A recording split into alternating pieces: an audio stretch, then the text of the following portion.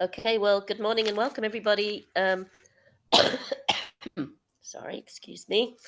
Um, Eracism is the slogan of the group Erace, which was formed in New Orleans in the summer of 1993. We seek ways through person to person communication to show that we are committed to treating all human beings with love, respect, empathy, compassion, and humility. Join us. Erace is an organization that does not espouse any political party, and we have no religious affiliation. We believe in acceptance of all people, and no personal attacks of any kind will be tolerated. We come with the intention to listen and to learn and not to argue. I'll read the land acknowledgement, which is we begin today by acknowledging that what we now know as the United States is the ancestral and unceded territory of many indigenous peoples, and that there are many more nations and tribes that could be named here. Members of our meeting group today are on the lands of the Chitimacha and Choctaw in New Orleans, the Creeks and Cherokees in Atlanta, the Tonkawan Lipan Apache and Comanche in Austin, the Lenape and Piscataway in the Washington, D.C. metropolitan area, the Wampanoag and Nipmuc peoples in Boston, the Kahlua and Mojave in Riverside, and the Lumbee in Fayetteville. We thank their ancestors for being stewards of these lands through the generations and through today. We need to protect and honor the history and people of these places. Despite centuries of colonial theft and violence, we should always remember that we are still on indigenous land and it will always be indigenous land. So most of us are veterans and we know, but I'm going to go through some housekeeping that we ask that you keep yourselves on mute unless you're speaking, obviously. Um, that we'll have a list. I keep a list, and we have 2 minutes to speak. If you want to speak, you raise one finger.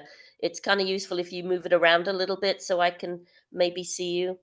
Um, don't interrupt the speaker. There's no side comments and no other personal attacks or name calling. The point of the discussion is to listen and learn and not to argue. Um, if you have a clarifying question after the person has spoken, you raise two fingers, and there'll be two people allowed to have a clarifying question.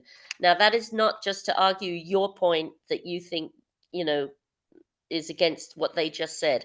It's just to clarify a word or an example. I didn't understand what you meant by the word or the term. Can you clarify what you meant by, etc., etc.? Um, so make them quick and not to start another discussion.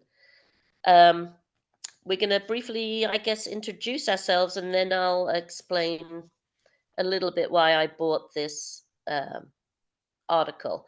So just briefly say your name and how long you've been a member of Erace.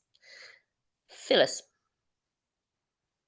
Good morning. I'm Phyllis. I've been in Erace since 2008, sorry. And I am in New Orleans, 2 blocks from the Mardi Gras parades. Nice. Nancy.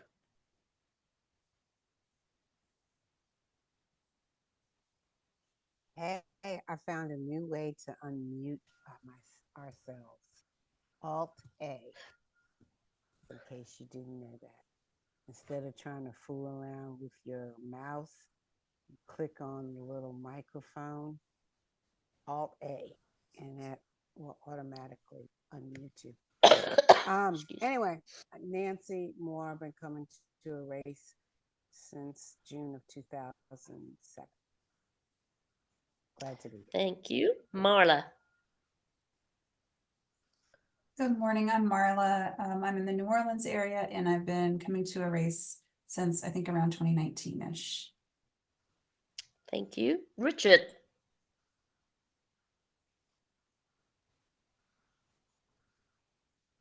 You're There muted. I'm going to try that all day, Nancy, because it is a hassle to go with that cursor all the time. It's Richard for the YouTube purposes, and I am also in New Orleans. I've been with Erace since its beginning 31 years ago, and I'm not too far from Phyllis here in the Irish Channel. Nice. Marion.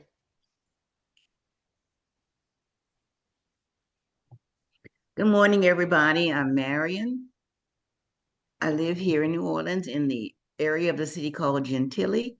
I've been attending the race discussion since June of 1993. In fact, I attended the very first Erace meeting at the Broadmoor Library in Uptown New Orleans. Good to see everybody. Sorry you're not feeling well, Louise. Get well soon. Oh, it's okay. It's getting better. Thank you. Teresa. Hi, I'm Teresa Roberson. I'm in Fayetteville, North Carolina. I've been coming to a race, it seems like August 2022. I'm losing track of time, y'all. I used to blame the pandemic. I think it's just middle agehood, but happy to be here. Good. Happy to have you. Stephanie. Hello, I'm Stephanie Prevost from Atlanta, Georgia, and I've been coming since January of this year. Yay. Welcome. Beatrice. Good morning, Beatrice from East Point, founder with my late husband of the Atlanta E-Race Group. Delighted to see everyone. Been coming really since 1993 when I lived in New Orleans. Thank you. Uh-oh, the screen's jumping around on me. Marla. I've already gone. Okay, that's why I'm Sorry. Nicole. That's all right. Nicole? Hi, I have bad head, so I'm not keeping my video on, but just to say hello, it's great to see your faces. I'm in the Atlanta chapter and I started here in June 2023. So good to see y'all. Good to see you. And Nicole, look, we're talking, don't be worried about bedhead, girl. I know, but anyways, yeah, solidarity Saturday morning. So yeah. All right. So I bought this article, and again, it's really tough being a facilitator, trying to choose a article that is interesting and you think is going to hold everyone's interest and have something new to say. And believe me, it really is difficult. And I found it difficult this time. So I kind of rested on something, that's a little older and more used. And it's also about the NHS, the National Health Service in England, but sure it has the same problems over here. Racism is, not really just to one country. So I'm sure there are, which actually I'd like to also pose in there. If conversation does start to get a little low, I just want your thoughts on what you do feel is a difference in different countries with racism, especially perhaps the UK versus American racism. That might be interesting to get your thoughts on that. Oh, I just see someone else that just joined that is not introduced themselves. Gabriel, can you introduce yourself, sweetie? Do we have Gabriel? No? Okie dokie.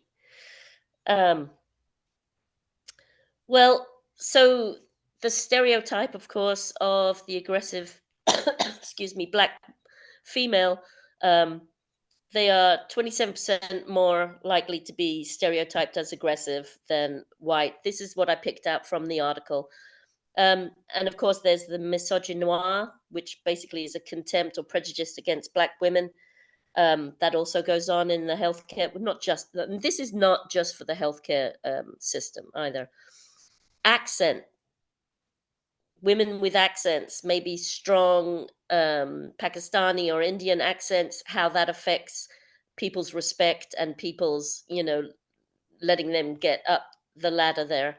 And it's also interesting that if a healthcare worker is not of the same ethnicity than as the patient, that can have some bad effects on the patient. So it's good to have a mixture for people to feel that they're getting healthier and they're being cared for by someone that is like themselves. Anywho, I'm going to throw that out now to start the conversation. And who would like to be put on the list? Teresa?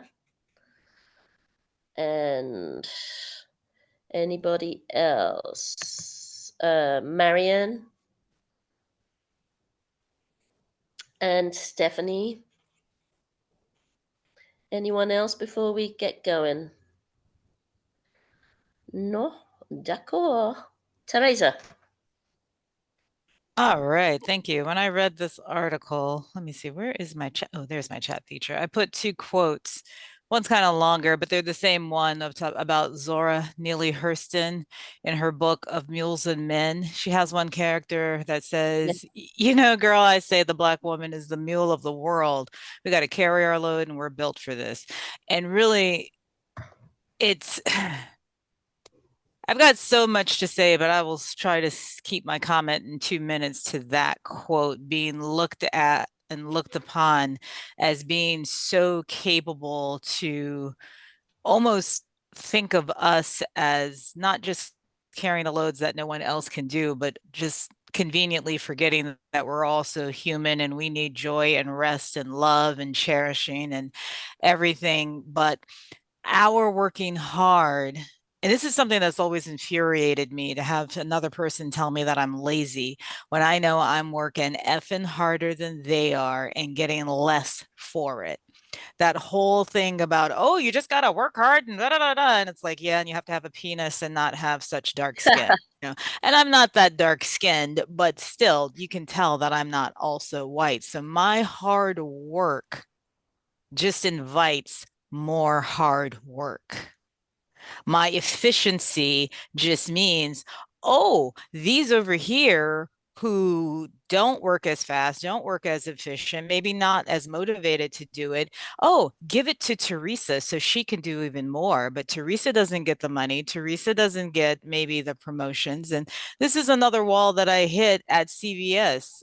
I'm not hustling like I could or can or even want to at CVS because I know it's all lateral move, lateral move, lateral move. And I told my supervisor, I was like, I'm not laterally moving anywhere. I actually like the department that I'm in, which is amazing to me. It's enjoyable. I'm not working so hard that, you know, at the end of the day, I'm exhausted and this, that, and the other, but I am happy at least with the job. I don't get the pit of the stomach and grinding the teeth. Oh, the new dental guard, for those of you who were at that meeting where I couldn't talk because I was at the dentist, works fabulous. I am now ready for whoever becomes president. I chewed through the last one. It was like, okay, let me get it going on. But I'll leave it at that. Thank you. You want to get back on? I'll wait. Thank you. Okay. Marion.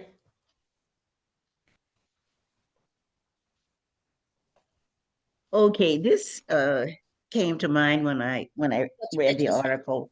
It's a biological fact that the majority of the people, and that includes men as well, in the world are people of color. And for reasons we all know about, there's this animosity, fear, resentment that somehow these people of color are going to take over the world. Here in this country, there's this underlying fear. Sometimes it's quite out there in the open because of this country's history, that the descendants of the formerly enslaved are going to rise up and take over the country. So you've got the nation, maybe even the world. So you've got to squelch this and make sure that these people don't rise to power in such a way that they will somehow be able to overthrow us. So I think it's irrational, because in the end everybody would be losers. Then there's this idea that previously mentioned that Black women are aggressive and domineering, and then women have the capability to reproduce. So there's that fear. So if you have these women in power, their mothers, their wives, they're going to reproduce more people, horror of horrors. So you've got to do something to stop these people from getting in positions of power. So to my way of thinking, it's all irrational. Treat people the way they're supposed to be treated, and you won't have to worry about them overtaking the world and squishing you like a worm. Thank you, Marion. Stephanie. Oh, thank you. Louise, I'm going to kind of address what you were talking about. I do think the term I heard was scarcity, that white people were afraid, are many afraid of scarcity, that there won't be enough to go around. They can't keep the power, you know. But that's not what I wanted to address. But I'm build on what you said. There's the right near the end of the article, it says research has long shown that when a healthcare workforce does not reflect the population it serves, patients' health outcomes worsen as a result. I think that is really crucial. And it's I'm glad we're talking about this today because I do think it's a bigger problem. And Louise, you mentioned we should talk about, countries around the world. It's just amazing to me, and the problems we have with the American Cares Act, and that the things that people here are denying. Where healthcare should be not a privilege, but the right for everyone. But if you don't have people, you might not get good treatment if you're not around someone who is a lot like you, is what I fear is happening for some people. That's right. I wasn't cutting you off. I was just saying, I was putting Marla on the list. Do you? Nope, you're done? Okay, sweetie. Then we have Beatrice. Yeah, I was very glad to see this article with this information compressed that we all know is so exact, especially the identification of the 8 barriers or drivers.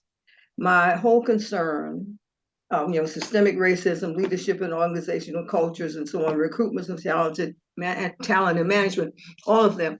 Always I'm concerned with who will read this and who will do something about it, because this is very effectively presented, very important information. It's ongoing. Anybody who works in environments such as these, I can't think of the names of the doctors who are twins who went to Harvard Medical School, who recently written a book. I can't think of their names, but the most recent book of one of them talks about the issues surrounding healthcare and race, and how even she herself was, she went to an emergency room. She was a medical student at that time. She and her twin sister went. She was having horrible stomach pains. First they sent her home. Then she came back and they sent her home. Then when she came back, her sister said, well, maybe it's an appendicitis, but she trusted her medical team and didn't believe it. And of course it was. And her appendix burst, and she was safe. So the point I make is that the people who are in the positions of power, who are so desperately clinging with them with their fingers in almost in arthritic position, are the ones that can fix and change this. And do they know? Do they hear? Do they care? And will they do? I think this. I have to leave early. I was telling Phyllis that our Erace group is going to see Origin today together. But anyway, it says anyone wanting to improve diversity and inclusion within the workforce must engage with the obstacles that Black and ethnic minority women face. Addressing inequality benefits everyone. That is such a profound statement. And those who want to address it have to have a change of heart and get a good, strong spine and do it. If it makes you enemies, then so be it. If it's not what your political party wants, so be it. Love y'all. I'm going to the movies. Aw. Bye. Bye, Bye-bye. Beatrice. Thank you. Oh, bye-bye. Teresa, I have you after Marla. Go ahead, Marla. Okay. I really enjoyed this article. It kind of took me down the rabbit hole, so to speak, of looking at other things related to concepts in the article. And I came across a well-documented notion of, or concept of, psychological safety for Black women specifically. And I just thought more about how that applied not only with Black women in the workplace, being able to trust that they're going to be shielded from harm, that they are going to be treated fairly, that even if they feel like they can confide in their colleagues, they don't necessarily feel that when push comes to shove, they will have the support of those same colleagues, specifically white colleagues. So I found that to be very interesting and not at all shocking. I think it also caused me to reflect on my life as a bedside nurse when I was at the bedside. And the, widely diverse group of folks I was privileged to care for. And knowing that I certainly don't think I did the greatest at meeting the needs of all of the people I cared for in that regard of feeling psychologically safe. And there are some things I would certainly do differently now. But what I will say, I know one thing for sure, if anybody ever asked to replace me with a Black nurse because they were a Black patient and they had a comfort level that was just higher with a Black nurse, I certainly would not have taken offense. I mean, folks should be able to have care for them who they need to care for them and they feel most comfortable and safe and protected with. So I think that's it for now. I have some other thoughts, but thank you. Well, we have a clarifying question from Richard, Marla. Yes. Can't hear you. Okay, now I'm unmuted. When you said you would, just clarification, when you said you would do things differently, I presume as a person not, quote, of color, unquote, could you elaborate maybe in your next statement what you mean by that? Sure. I mean, I can do it now just briefly. Okay. I think I have an awareness now that I did not have when I was, especially when I was a new graduate nurse at 24, 25 years old, at 51, with years of experience now. I think just basic cultural awareness, and more of an understanding of folks who do not look like me and how their needs may be very different, specifically when they are ill. I mean, those things are very specific, to folks. You don't treat everybody the same way. You're treating a human being, and those human beings have specific psychological needs, specific needs with their family, and I'm not saying, oh, I'd bend the rules. I mean, but I think I would have found a way to allow certain things that maybe I immediately shut the door on when I was 24 years old at the bedside. Did that answer your question, Richard? I got a Yes, question. thank you. Glenn, you have a clarifying question for Marla? Yes. Could you give me an example of what you meant when you said that how you would have handled a Black person different? Give me an example of that. Well, that's not quite what she said, but Yeah, go I don't ahead, think Marla. I said that. I think what I wanted to convey is I was thinking very clinically when I was initially out at the bedside, and I was very task oriented. I mean, I think I've always felt deeply connected to human beings, but my younger self didn't hone in on those more sensitive details about what makes someone who they really are. I don't know if that answers it. Well, I think, can I jump in here? Glenn, were you saying when she said that if a Black patient asked for a Black nurse, is that what you're referring to? No, it's Okay. like what she just said about. Okay, so she answered your question? No. Okay, here's an example.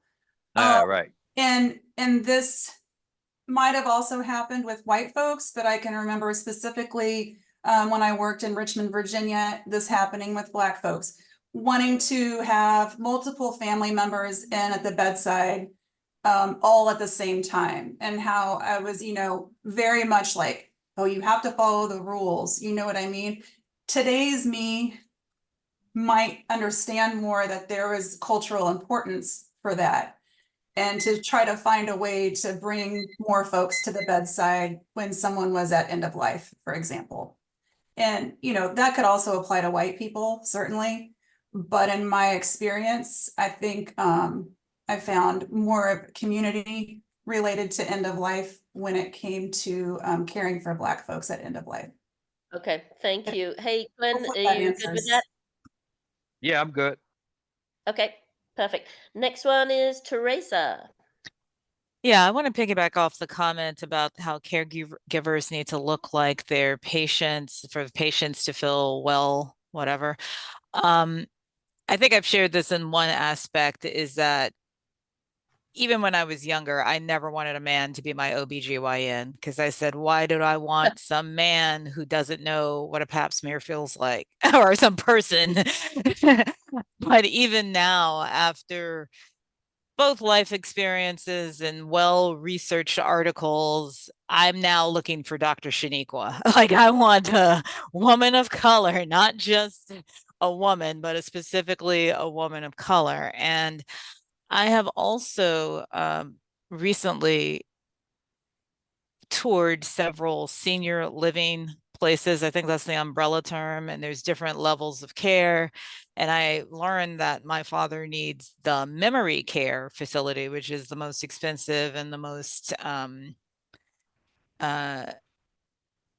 I should say there is like independent living and memory care is on the other side of that, the most dependent or whatever. And one of the things that made me feel most comfortable, and this is something that you see in at least caregiving aspect, is there are already lots of women of color in that role. And so that immediately made me feel far more comfortable. That's not something that I have to search high and low. It is really, at this point, my mother's comfort. My parents have been married for 62 years. It is really, really hard for her, Gotcha, Glenn. regardless of how comfortable the first facility we went to, I was ready to check in myself. That's how much I love that facility. They told me I was too young. But anyway, it's just something to look forward to. I'm not married, will never be married, child free by choice, happily with my choices. But one thing I think of is what am I going to do when I get older since I chose not to have children? And I found the answer, y'all. I really did. So but Yes, just that facility and the level of comfort that I felt because every person I talked to was another Black woman. And I feel like I don't have to explain to them certain things when you talk about culture. I'm looking forward to being in such a place. Because when you were younger, you think, oh, old folks home. This place looked like a resort. Like I would be happy as hell to be in such a facility. And that's where I wanted to put my father. It's just mom's comfortability. So I do agree to a certain aspect, not just what the person looks like, but do they understand your culture? How much explanation, especially since my father has early onset dementia, he's not going to be able to explain certain things. Okay, thank you, Teresa. Richard, yes, I got you, has a clarifying question for you. Okay. So when you said you don't have to explain certain things that you would have to explain to a non-African American nurse, could you specify what those certain things would be? Yeah, just certain stresses, or for example, when I went to here's a wonderful example. I was so happy. I had never heard of telemedicine. Like I go to my last time I went to the eye doctor and I did it on a Saturday. The actual doctor was on a Zoom call, even though I was in a facility. I thought I was going to see the doctor in the facility. And one thing that I was concerned about was my left eye is so much weaker.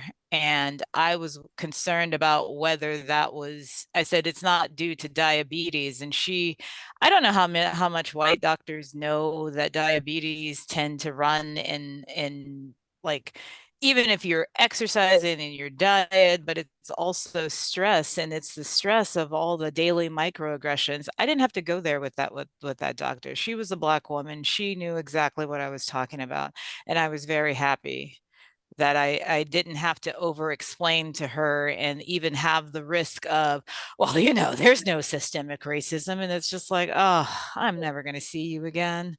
I'm just Right. never gonna, but it was great, just to have the conversation with her and to let her know that no, my eye condition isn't due to diabetes. for Right. example. Richard, did And I that felt answer? like she heard me. So that that was kind of a recent example that happened, but yeah. Yeah, that Yep. helps. Thanks. You're Good. welcome. We have Nancy, Glenn, and then Phyllis. Is there anyone else who wants to get on board right now? No? D'accord. Nancy, go ahead. There are a lot of issues in this article, and I'll probably get back on the list, but I want to Yeah, address one you're of the very things. quiet, Nancy. Can you turn up your sound? Does that help? Is that helping? A little Is bit. that helping? Oh, there you go. That's good. That's better. Yes. You know what? I can tell you exactly. No, that's not it. It's where the microphone, it's how this microphone is placed. Is that better? Much better. Yes. I'm That's gonna better? start Okay. timing you because I forgot to time you anyway. So start now. Okay. All right. I was saying that there are a lot of issues in this article, and I'll probably come back to address more of them. But I do want to talk about the thing about having someone who looks like you be your caregiver or whatnot. And when you talk about cultural issues, okay, it's understanding someone who understands your culture and the things that are important in your culture, the things that happen in your culture that may not happen in someone else's culture, in someone else's everyday living. And Denzel Washington and Viola Davis did a little interview one time about choosing a director for a movie, and they were talking specifically about fences. Okay. And he talked about the difference between Goodfellas and Schindler's List. And I forget the two directors, but obviously one was of Italian descent, one was of Jewish descent. And they could have each done the other movie, but there are the little nuances, the little differences about culture that make it so different, and why one needed to have the Jewish director and the other one needed to have the Italian director. So what he used as an example is he said, in doing a movie like Fences or Play of Fences, he said, it's not about culture. And he said, on a Sunday morning, when the smell that a straightening comb, when you straighten your hair, those of us who I'm Marion would know, maybe Glenn knows, and Leonetta would know. I don't necessarily. And okay, and Teresa, you may know. Okay, I didn't even know if you were old enough to have used a straightening comb. What a straightening comb, what it smells like when you straighten your hair with a straightening comb. That's culture. Doesn't really have anything to do with color. It's culture. That whole routine of getting up in that Sunday morning and getting your hair pressed and having to sit still so you don't get burned. That is culture. And Do you want to get back on, Nancy? Okay, well, I'm just saying those are the things that when you talk about having someone of your own that looks like you and is Right. familiar with your culture. I'll get back on the list because I have other things to say about this. Do you want? Thank you. So you don't want me to put you back straight away? Yes. Right Yes. now. Okay. Put me back on the I'm list. sorry, honey.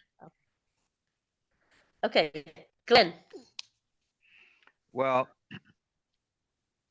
the hospital I go to is Ochsner, and when they actually, and sometimes my doctor won't be there. You know, he go someplace else. So whenever I ask for a general practitioner, I ask for an African American or somebody. If it's not African American, it can be an African. Uh, and I don't do it because of culture. I do it because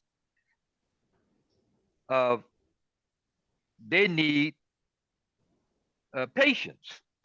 May not be they may be discriminated against with the white patients, and so I want to give uh, uh, give them I'll be a patient to them, so their numbers can be up. Now, when it comes to the human body, when you are a doctor, whether you black or white, you don't say, well, look, I need a black body to work on because so I'll know how to treat African Americans. No, we all the same when it comes to the body. And now I don't have a problem with a white doctor treating me. And sometimes I may have to get rid of the African American one because he ain't up to snuff. He may not be up to snuff.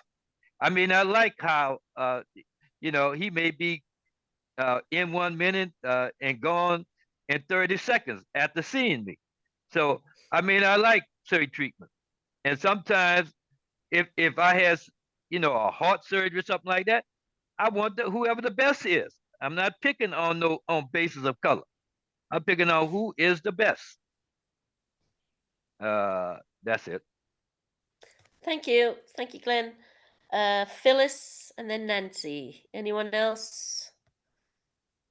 Nope. Phyllis.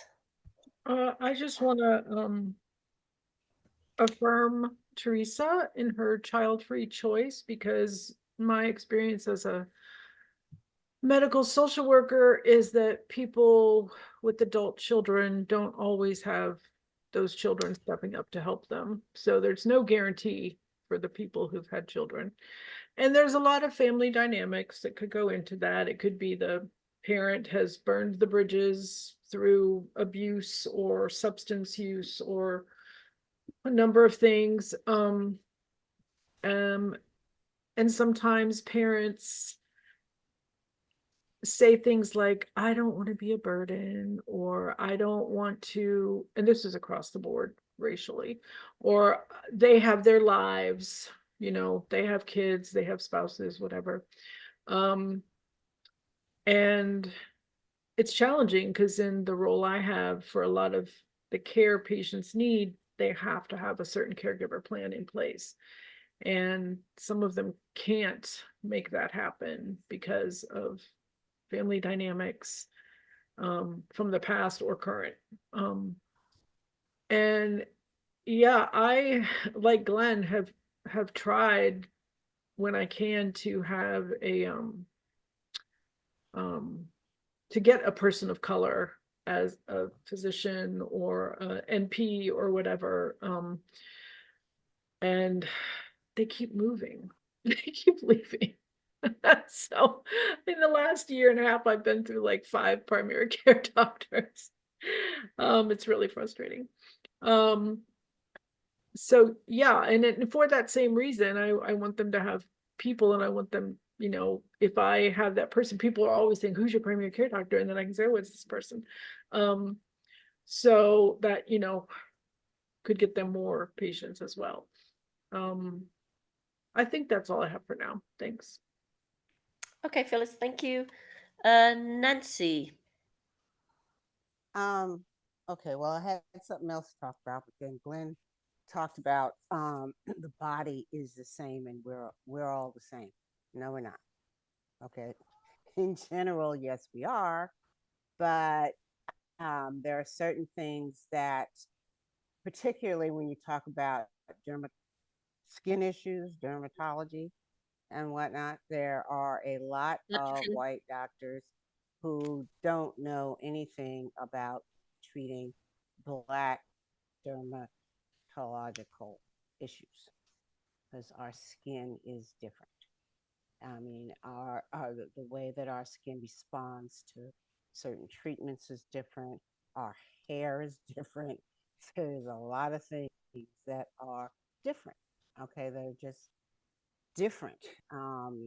It's not necessarily a discriminatory kind of thing that you don't know, but schools. I was reading an article about how schools, medical schools, don't particularly cover the issue of Black dermatological issues, particularly, like I said, our skin and our hair. So that can be an issue. And I'll get back on the list because I still haven't got to the thing that, oh, and rules of estrangement. There's a book called Rules of Estrangement, which deals with family dynamics, as Phyllis was pointing out, about how family members become estranged for whatever reason. Primarily parents and children, but it could be siblings and in-laws and all kinds of stuff, and underlying causes, and in some cases how to remedy it, if you're interested. I'll Okay. get back on this. All right, got you, Nancy. Phyllis, Glenn, and then Nancy again. Is there anyone else who wants to be added to the list at this point in time? Teresa. Okie dokie. By the way, just very quickly want to interject. That's not the reason we have kids, that they looked up so they can look after us when we're old. But you know, it would be a nice bonus if that was the case, but who knows. Sorry, Phyllis, go ahead. Well, yeah, I know that's not why people have kids, but there's still that expectation, and kids don't always grow up to I know, meet I was that kind of joking. expectation. So I want to say two things, I think. One, studies have shown that medical professionals, some of them, not all of them, have the stereotype or the misconception that Black people feel less pain or have more pain tolerance. And that can affect patient care in they might not be given adequate pain management. They might be subjected to things without adequate anesthesia or other things that keep you from having terrible pain when you're going through something. That's a real that's a big part of getting healthcare, is that your pain is treated, because medical procedures sometimes cause a lot of pain. The other thing I want to say is an example I witnessed of so I had a young African American female patient, and a white male physician was talking to her. I don't remember what his specialty was. He wasn't one of the people I work with directly. And so she's in the hospital bed and she's doing this. And he's talking to her, and then he says, "Is there something wrong?" Because he didn't know that a woman tapping her head might have itch from, like, a, trying to comfort her weave or whatever. And I just looked at her and met her eyes and was like, almost sort of slightly rolled my eyes because I knew what was going on. And it occurred to me that could look like a psychiatric issue to a physician, and when she said, no, I'm okay, I was like, okay, good. She didn't want to explain it to him. I wasn't going to explain it to him. But that's a situation that if it was a different environment, it could have led to maybe some unnecessary drama in the patient's care. So that's all. That's a good point. Good example. Glenn, you're up. No, I don't agree. That's a good example because I didn't know that was happening until the OJ case came up, and this woman was patting her head. I didn't know what that was about till somebody explained it to me, and I'm African American. Uh, Now I don't buy that either. That a doctor don't know about African American skin and white skin and all that other stuff. When you're a doctor, you're gonna know even the rarest disease that might come up 1 in 1,000,000. You have to know about all these things. You're not gonna be clueless if you're in a city where 60% of the people in the city is African American. You better know African American skin too if you're a dermatologist. So I'm not buying that they're clueless to our bodies. They don't know about our bodies. I raised my voice a little bit too much in that. Excuse the raising of the voice. I ain't come back. I'm saying again. All right. All right, I'm gonna leave it at that. All right, Thank Glenn. Wait, sorry. We've got a clarifying question for you from Marla. Uh, Um, what example maybe do you have that suggests to you that doctors are always well versed on dealing with all folks? I don't know, that might be too general, but well, it just common sense that I ain't gonna say all doctors, because some doctors graduate at the bottom of the class, you know. So so it's not. Yeah, I'm saying is common I'm sense saying is versus a real world experience then. What is it? Common sense versus real world, is that fair to say? Oh, Versus real well, world experience? okay. No, I was like I said, I believe that you don't go to a school and uh you got to serve a population that is not all white. I got you, Phyllis. Okay, thank you for that answer. And that's in a perfect world, Glenn. Don't forget, not everybody, has as much common sense as you, and it doesn't always I happen. got more than common sense. All right, darling. All right. Sorry, Nancy, you're up, and then Teresa, and then Phyllis.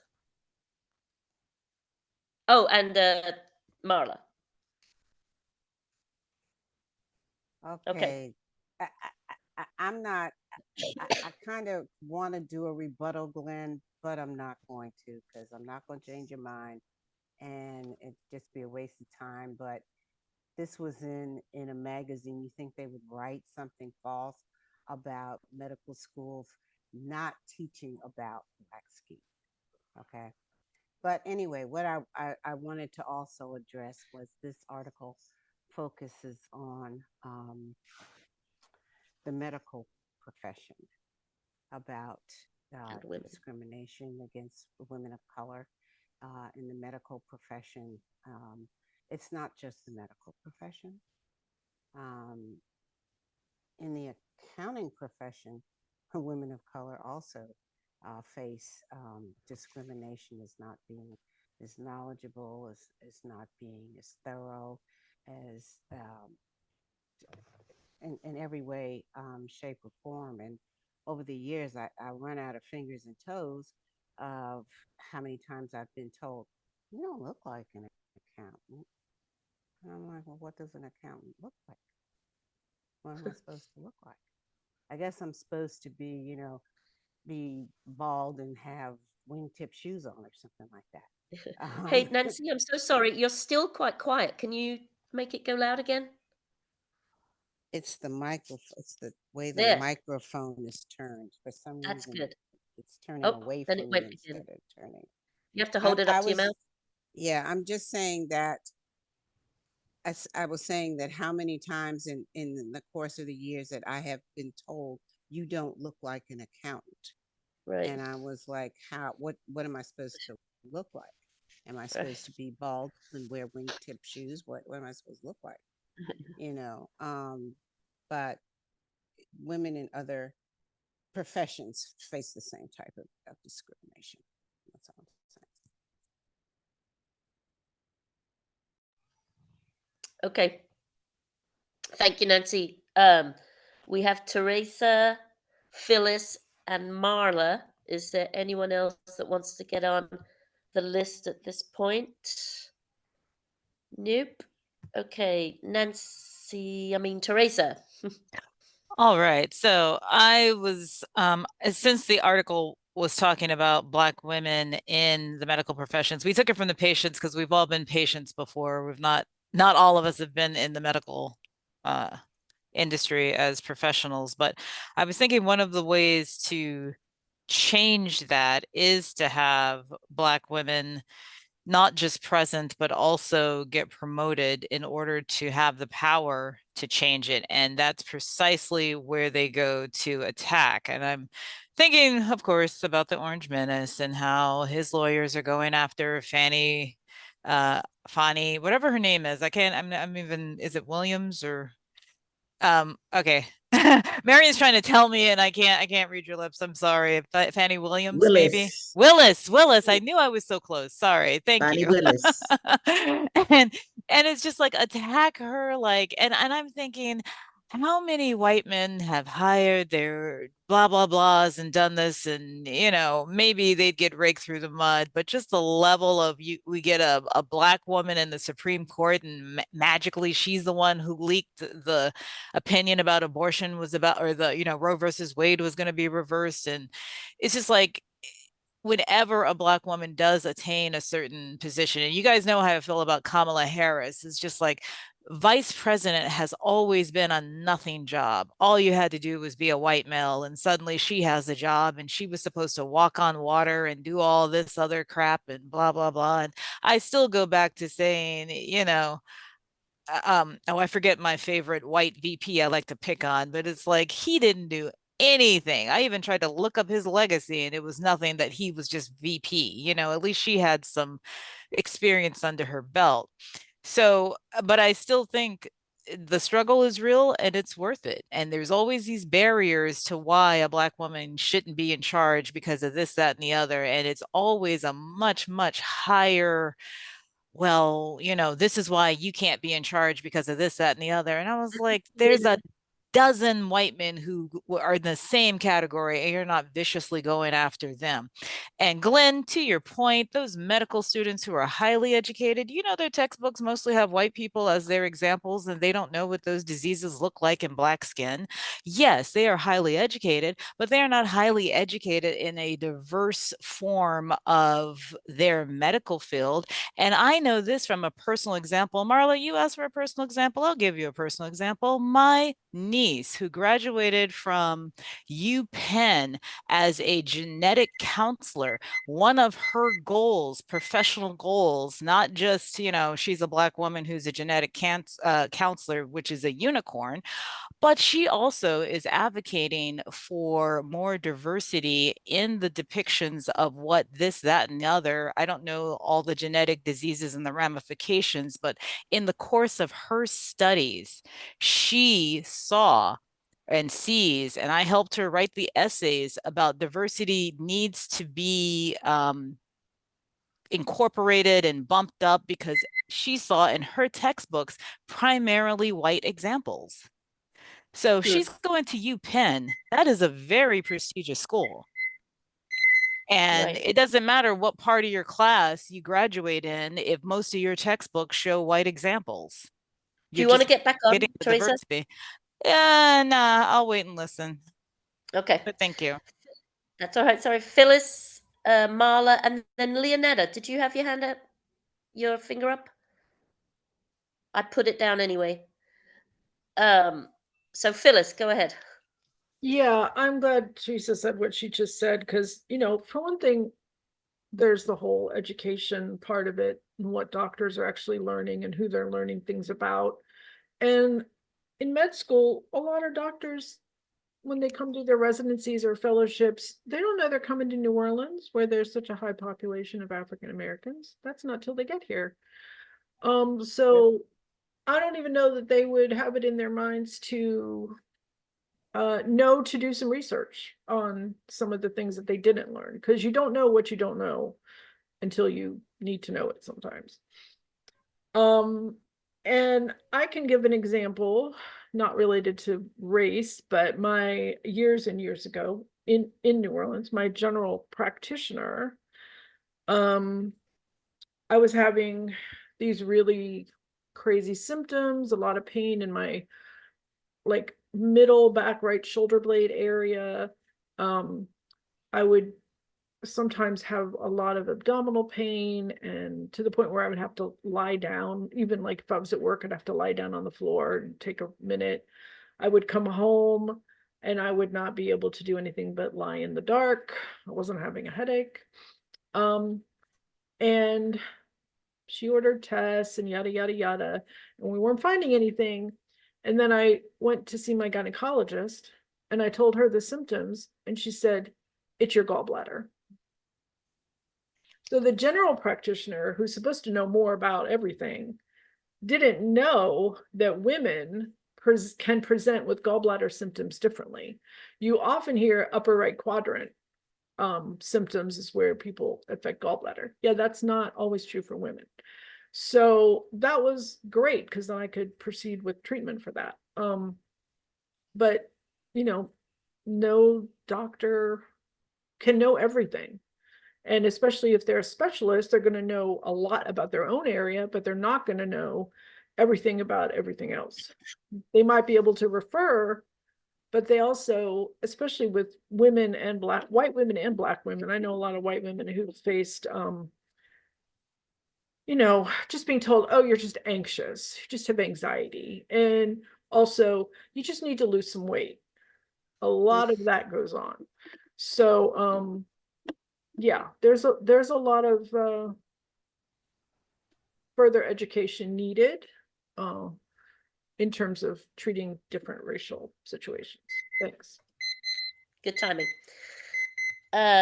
We have Marla and then Leonetta. Anyone else before we start on the wrap-ups? No? Okay, so Marla, go away. Take it away. Sorry. Just Please don't go. a couple of things in my chaotic mind right now. What Teresa said, kind of coattailing off of that. Also in scientific journals and studies, we are woefully inadequate when it comes to, anybody with other than white skin in studies and studying populations in an ethical way that can hopefully lead to better care outcomes. That is woefully inadequate. And so physicians and nurses alike are being trained, and then they're asked to do literature searches and so forth. And we're still coming up with a plethora of data, but it's all data on white people. So very, very problematic in that regard. I mean, it's getting better, but I think there's so far to go. And then I just wanted to say another example, real world example. I work with patients who have a very rare disease. I've been working with them for about 10 or 12 years, I guess. And the time to diagnosis is still over 2 years before these folks receive an actual definitive diagnosis. And the reason why is because providers don't know about the disease. They get a blurb about it in medical school. We get a paragraph in nursing school, but we're not really thinking about it when we're looking at someone who has these symptoms that could be so many other things that are far more common. But the reality is with this disease, it's pulmonary arterial hypertension and also pulmonary hypertension with interstitial lung disease. When people are treated early, hey, lo and behold, they survive, much longer than if they wait for a long time to get a diagnosis.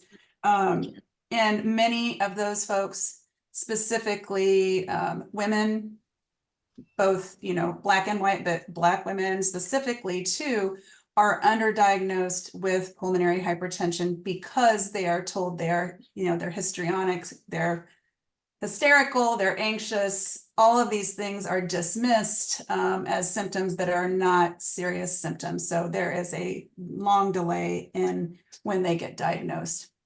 And then that's it. Okay, sorry. Well, go on. Well, That last thought. So many variations. Clarifying question, Teresa. Hold on. Yeah. Go ahead. Just so many variations in care, and folks I've cared for too. I wanted to point that out because I've learned so much over the years.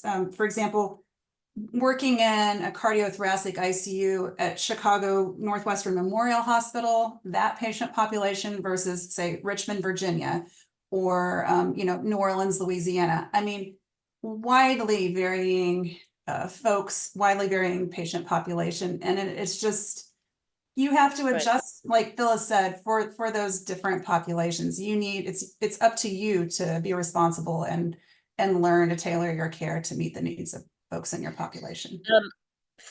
Teresa has a clarifying question for you, Marla. Marla, is that condition abbreviated PAH? Yes, it can be. Yes. Okay. Sometimes we you. just say PH and that means PAH, but there is also pulmonary hypertension with interstitial lung disease too, and that's PH-ILD. Okay, I was going to say I had the choice to work with CVS with either those drugs or fertility, and I Yeah. chose fertility. Yeah. But, okay, thank you. Leonetta, was I right in thinking you wanted to Good get on the morning, list? everybody. Sorry for being late, joining the call late, but I just wanted to say that I read the article and I have been a victim of this from a client, and some of y'all I've shared this story with, but some of y'all I haven't. I had a client. He was Arab. He was Arab, and he was. I was at the time I was doing supervised visits. He had been.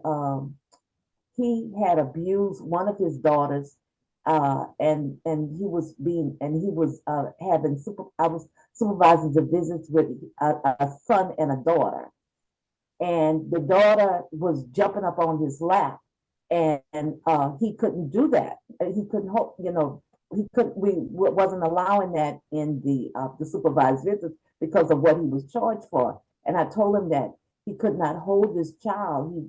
He couldn't do that in the supervised visits, and that if she tried to get on his lap, he couldn't do that. That wasn't allowed in the supervised visits. Well, he went and talked. We had a Tulane student that was there, which was a young white woman, and he went and questioned her about what I was telling him.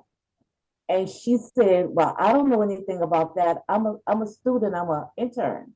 If she said that you couldn't do that, well, you can't do that." Interesting. I was so pissed at that this man did that, questioning what I was telling him about our rules. He couldn't hardly speak English and was questioning what I was telling him. But anyway, Right. I'm getting upset about that. That was 10 years ago, and I'm mad about it. That's a good example. I'm just saying that's the kind of stuff that you get disrespected about, even with your clients on your job, and it Right. happens. And these politicians do not want this training done on the jobs, and it needs to be done because Black women in the medical field and on jobs in particular are not respected, and people need to learn. We need to be respected on our jobs. We get these degrees, and we need to be respected just like everybody else. Got you, Teresa.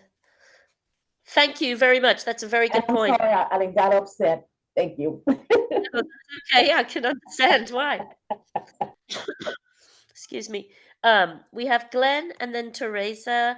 Is there anyone else who wants to get on? Because I'm pretty sure we'll start our wrap up after that. No? Okay, Glenn.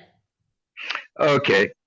Well, tomorrow I'm gonna get a chance to ask the doctor those things that I've heard in this uh,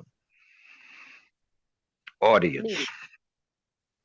and you know the way y'all talk, you make a African American afraid to have a white doctor because he ain't gonna know your body and he gonna misdiagnose you all the time.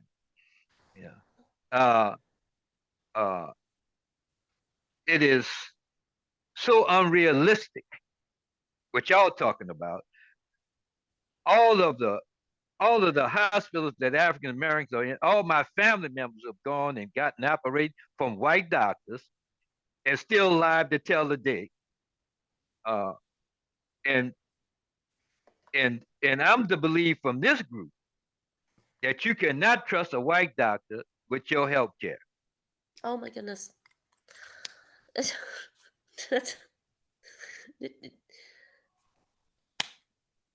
sorry. Are you No done? comment. Yeah, I'm done. No comment from you.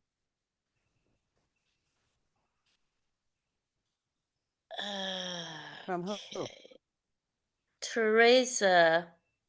Yay, I'm next. So, Glenn, I would just love to tell you that one of my favorite and best chiropractors was a white man. So that's one of the things I'm missing from moving from Austin here, because I haven't found and I haven't sought a chiropractor. Anyway, so I do have a white male doctor that I could recommend for anybody in Austin. Anyway, um, Leonardo, your experience reminds me of that.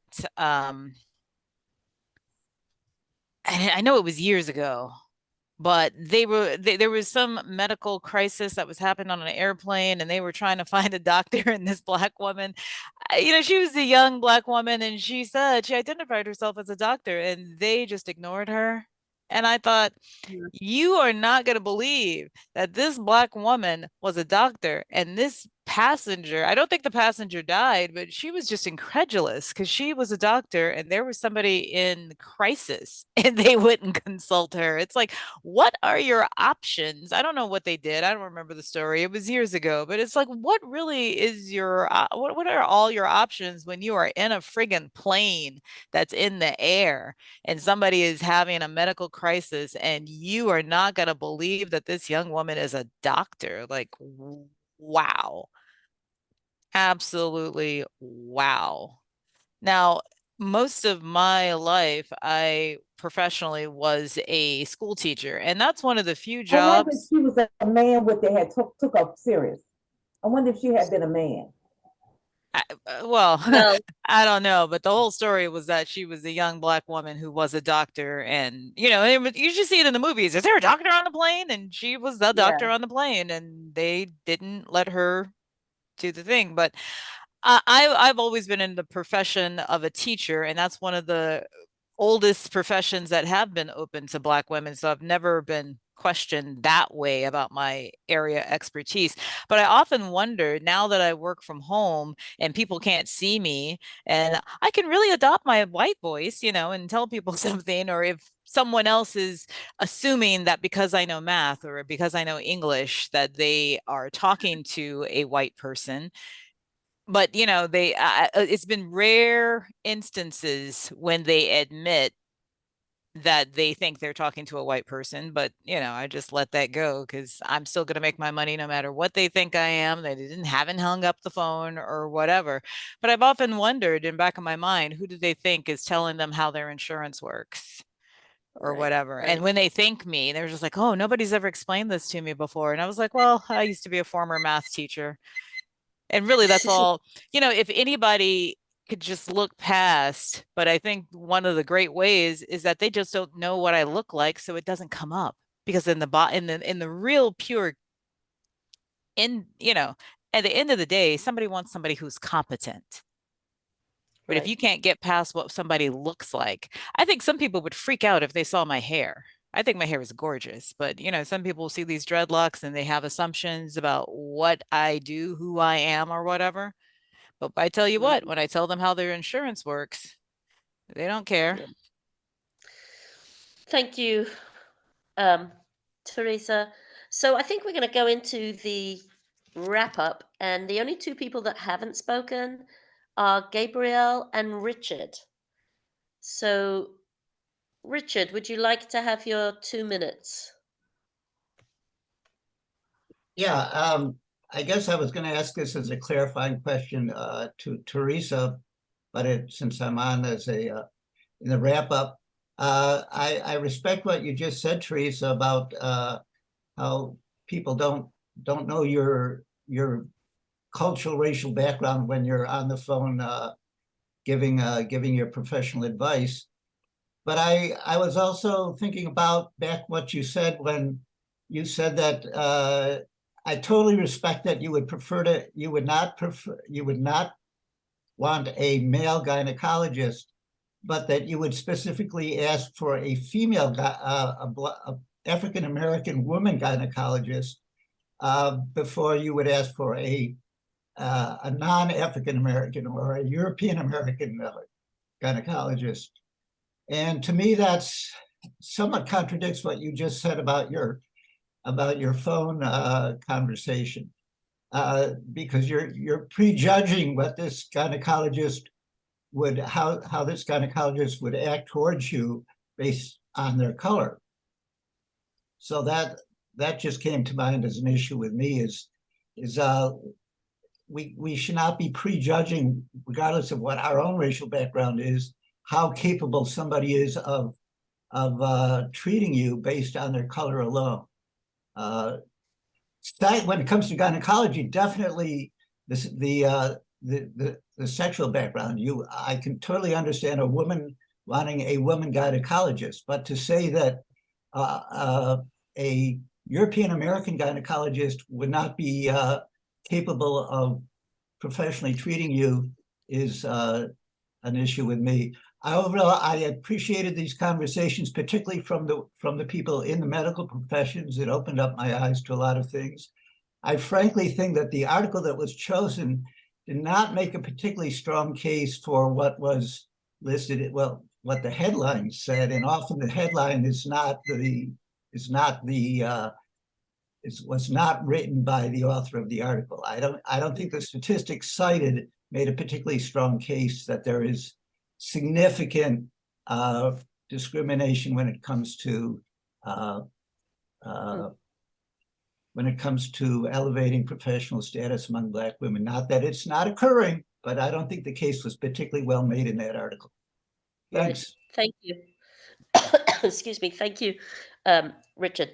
Gabriel, I don't know if you are there and wanting to have 2 minutes. You have them if you... Have we had Richard in our conversations before at different meetings, or? No? You mean Gabriel? Gabriel, yeah, that's what I said, wasn't it? Good, Richard. Said Richard. I said Richard. Gabriel, sorry. Have we had Gabriel in our meetings before? Not to my knowledge. No? Well, if you were just listening, that's great. That's okay. But I hope you enjoyed listening. And if you have anything to say, you can say it right now. Guessing not. Okay, so we'll go to just 1 minute of wrap up and start with Phyllis. Well, I really want Glenn to report back about his conversation with the doctor he's going to talk to. And I hope that you ask more than one question. Ask a lot of probing questions. Ask him what was the race of the people in his textbooks. Ask him that question. Ask him what does jaundice look like in an African American? Ask him if he believes that Black women are in pain when they tell him they're in pain. Those are just some questions. But also know he's not going to spend an hour with you answering all your questions. Good article, good conversation. Yeah, touched a lot of important areas. Thanks, Louise. Thank you. Thanks, Phyllis. Glenn. 1 minute wrap up, Glenn. Oh yeah, well, I definitely enjoyed the conversation, and but I think that I think y'all bring y'all prejudice into it, and why things aren't so clear in the end. And Louise, I really like you, but it's like you just don't understand my humor with you. It's a different kind of little humor, but I really do like you. It don't seem like it, but I do. Okay. All right, Glenn. And I think that you live in hyperbole a lot, but anyway, and I like you too. So we got Nancy. Okay. 1 minute wrap up if you want. This was an excellent article. We really didn't. I mean, we just skimmed the surface of the different number of underlying issues that were contained in this article. Right.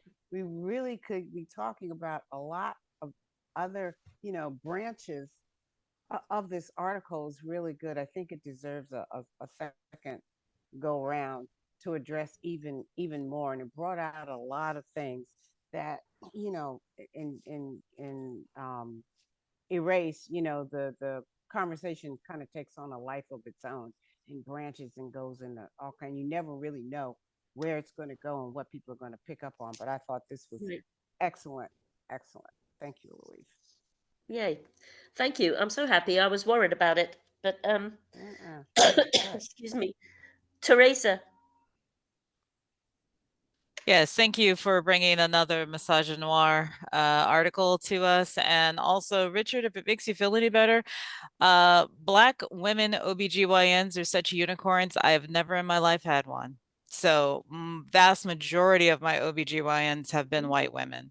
The closest I've ever had was a Black nurse when I was a Peace Corps volunteer in Tanzania. I even had to fight with her, however, because she thought tampons were too expensive to supply to female volunteers. And I said, we get a volunteer. I said, if you find them expensive and you have a Peace Corps budget, imagine us with a Peace Corps salary, not even a salary, but living allowance. And I won that battle. So yay me for having tampons still on the docket where Peace Corps freely gives condoms. Okay. So that's another whole nother argument, whatever. I can tell you about my misogynistic battles that I fought no matter what the person was, but that was a Black woman and she was the closest to, she would occasionally, but the Peace Corps doctor who would actually do the pap smears and whatnot was a white man. So I have had white men, I have had mostly white women, because you can select or filter for women. You cannot do it by race.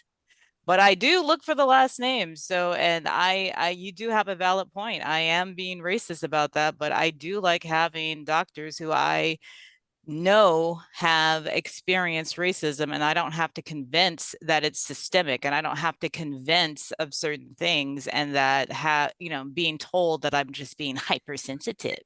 But thank you. Right. Thank you. Teresa, Marla, sorry, Marla. Yeah, this was a great discussion. I agree. I think we could talk so much more about so many other aspects of the article. And I would just say, if folks are selecting healthcare providers based on are you Black and so forth, are you Black, brown skin, that's not a prejudice. I think that is, I would go so far as to say it's probably just based on their actual lived experience with folks who were white and healthcare providers. So personal preference. That's it. Thank you, Marla. Stephanie. Oh, thank you for the discussion today. And I agree, having people who have been in the medical field or are currently in the medical field made this a very even richer discussion. But I agree, we could go a lot farther with what was in this article. So, but thanks for the talk today. Thank you. And lastly, we have Leonetta. Teresa, the vice president name that you was looking for was Quayle. Also, Teresa, Louise, thank you for the article. It was really, I enjoyed it, and like I have always said, and I know everybody's tired of me saying this, but I truly believe all the races that they have in the United States, most of them got white coats on. That's where they are. That's where they are. They got those white coats on. They in the medical schools and in the hospitals and the clinics. You want to find them, that's where they are. Thank you. Right. Thank you. So I'm very happy the way the discussion went. Yeah, I was worried that it would just be a tired subject, but it obviously wasn't and isn't. And so I agree with what everyone said about how it could spread into different avenues. My GP, actually, she's not there anymore, unfortunately, was a young Black doctor. And my thing was that she was just so young. Mind you, at my age, everyone looks young. But she was so young, but she was wonderful. She was absolutely wonderful. And she moved out of the district, which is a shame because I really liked her. she actually listened to me as a human being instead of just a patient. So I really miss her. But I don't particularly care for doctors in general, or I don't like going to the doctors. Let's put it that way. Sorry. They kind of frighten me, and they just want to sell me pills and make money on pills. But anywho, I won't go down that route. So look, I really appreciate you all, and I hope you have a great weekend. And thank you for a great discussion. Are we going to turn off the